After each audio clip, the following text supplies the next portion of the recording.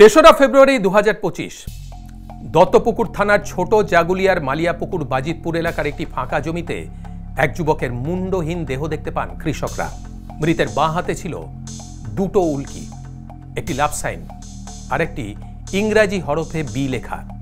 শেষ পর্যন্ত সেই উল্কির সূত্র ধরেই নাম পরিচয় জানা যায় মৃতের নাম হাফিজ লস্কর।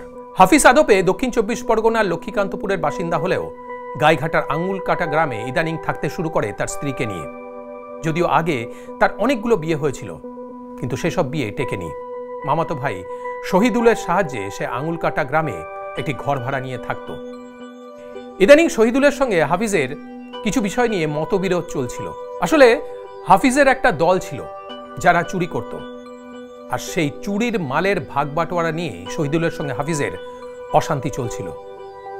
তবে আর একটা কারণও ছিল, শহীদুলের স্ত্রী পিয়ার সঙ্গে হাফিজের প্রেম। এই পিয়া ছিল আসলে কলকাতার সোনাগাছি অঞ্চলের একজন যৌনকর্মী। সেখানে হাফিজের যাতায়াত ছিল। পিয়ার সঙ্গে যাতে সম্পর্কটা রাখা যায় সেই উদ্দেশ্যেই নিজের মামাতো ভাই শহীদুলের সঙ্গে পিয়ার বিয়ে দিয়েছিল হাফিজ। পুলিশ তদন্তে নেমে প্রথমে এই শহীদুল আর পিয়াকে গ্রেপ্তার করে, কিন্তু পরে তারা জানতে পারে যে শহীদুল আর পিয়া নয়, হাফিজকে খুন করেছে অন্য কেউ। তাই এবার তাদের টার্গেট হয় হাফিজের দলের আর এক সদস্য নঈমকে জম্মু থেকে গ্রেপ্তার করা হয়। সঙ্গে তুলে আনা হয় তার স্ত্রী শাকিরাকে।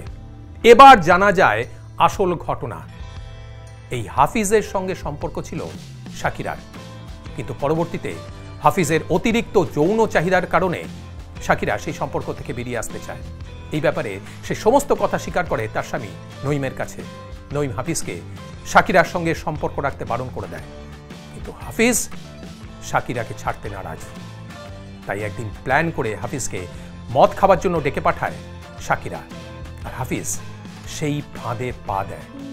তারপর হাফিজকে নিয়ে নঈম আর শাকিরা মদের আসর বসাতে চাষের ক্ষেতের মধ্যে দিয়ে যাবার সময় নঈম একটি হাতুড়ি দিয়ে আঘাত করে হাফিজের মাথায়।